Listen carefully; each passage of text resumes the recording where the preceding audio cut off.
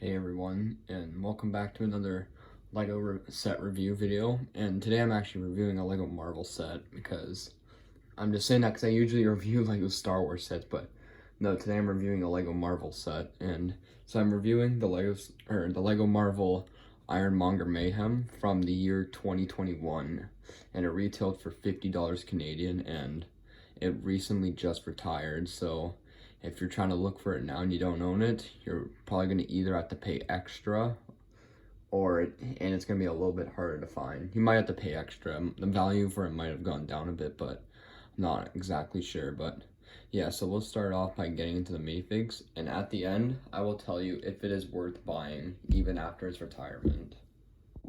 So our first and probably the best figure in the set is the Iron Man Mark 43, I think. Pretty sure it's the Mark 43, and it's probably one of the best Iron Man figures we've gotten in probably like I'm gonna say honestly probably the last like 3 years. This is probably the best Iron Man figure we've gotten the last 3 years, and I really like the helmet. And it's the flip helmet as well, and it kind of uses like it's like the Avengers helmet. It's like the live action helmet, and the printing on the torso and the arms, or on the legs and the torso, is really good, and it's even got back printing too. And yeah, you take it off and it's got a smiley face and it's got this other face, which I really don't like. So it did come with a hairpiece too, but I lost it, so that kind of sucks. But this is a really good figure, and I'm gonna give it a 9 out of 10.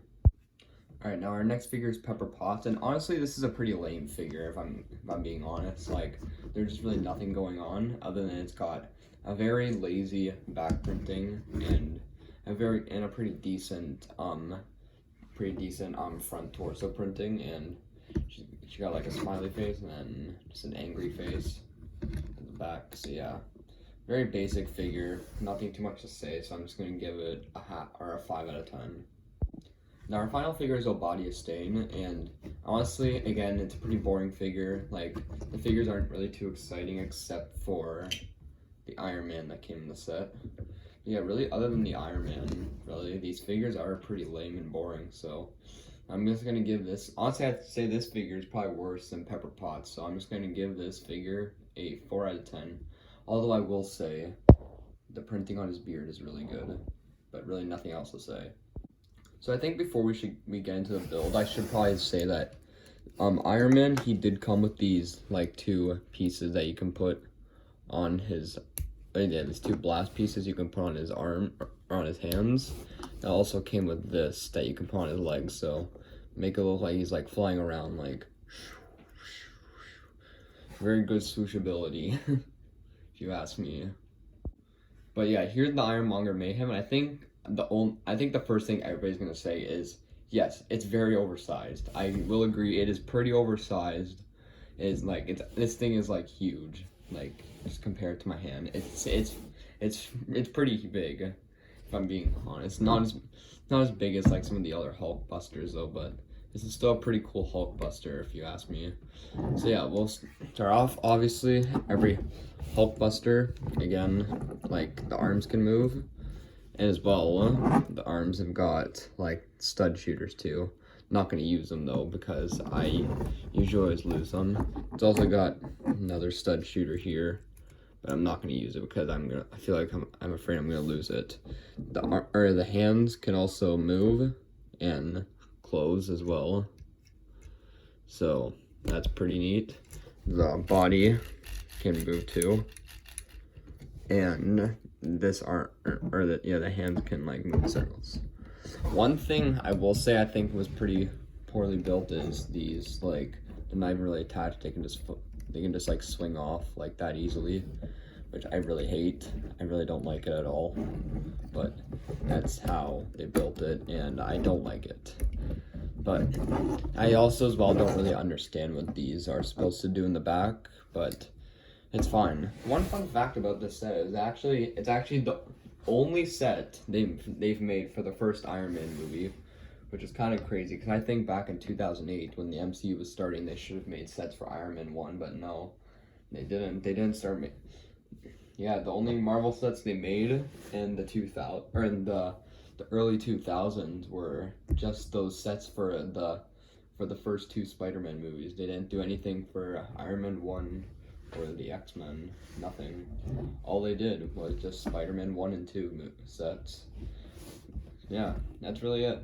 But for the for that, but there's still lots of play features in this. So first thing, you can open up the head, and you got a few studs that you can stick a body stain, or really any figure in, but I would do a body stain. Stick them in like that. Fits in, well, he just fits in. Just fits in there, and then you just stick it in like that, and yeah, you can still see his head, but you're not really gonna see it much, but he's in there, and just make it so Iron Man just kills him. Come on. Oh, crap, I should not do that, actually. Because now I've lost a piece. Or not lost a piece, but yeah, now a piece fell off. There, I got it back on now. So yeah, these feet as well can also move a bit. Not much, though. And yeah, they don't really move that much. Oh, he's got it. That's kind of weird. I don't know why they did that, but... So yeah, this set, it does have lots of flaws, yes. So I'm just... And also, one thing I want to say is actually that piece can glow up in the dark. So I'm just going to close my blinds quickly and show you guys what it looks like glow in the dark.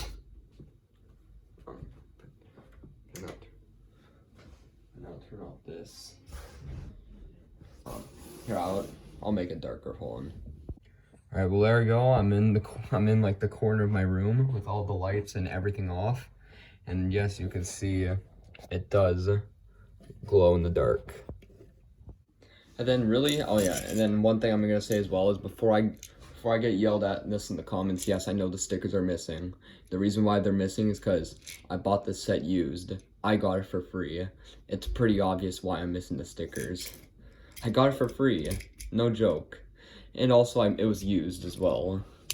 Like, it was only like half complete. Like, only like, there's like 3 bags, there's like, what, 3 bags in the set? And 2 of them are complete.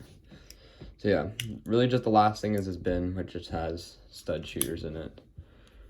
Yeah, that's it. And now I'm gonna give you guys my final thoughts here. I think if this set right now is already like $70 to $80 or over, no, do not buy it. Do not buy it if it's, unless you're trying to complete your Marvel collection, get every single Hulkbuster that they've ever released. If you're not doing that, other than that, if this says already like $70 to $80 or over, do not buy this. But if it's still sitting at like that $50 range, like, cause it just retired, but if it's just sitting at that $50 range, like, yeah, I would definitely get this set. This set is not too bad. Like, especially that Iron Man figure, because that Iron Man figure is beautiful, but this set is not too bad for the first MCU movie. It's not terrible. It's a pretty, like, yes, it does have lots of flaws, but it's a pretty, you know, there and there set. Yeah, like, it's pretty hit or miss, but I would give this set a solid 7 out of 10. Like, it's not too bad. And plus $50, I think that's a pretty good deal for what you're getting here, especially comparing to that Spider-Man No Way Home set we got like 2 years ago. That's set for $50 was such a ripoff. And that like Lego Star Wars set, like the Juniors 4 Plus ATSD for $50, that thing is wild. It is so fucking wild. But yeah, thanks for watching, like and subscribe, and I give this a solid 7 out of 10. So I'll see you guys maybe with more reviews soon. I'll try and get some more out soon. See ya.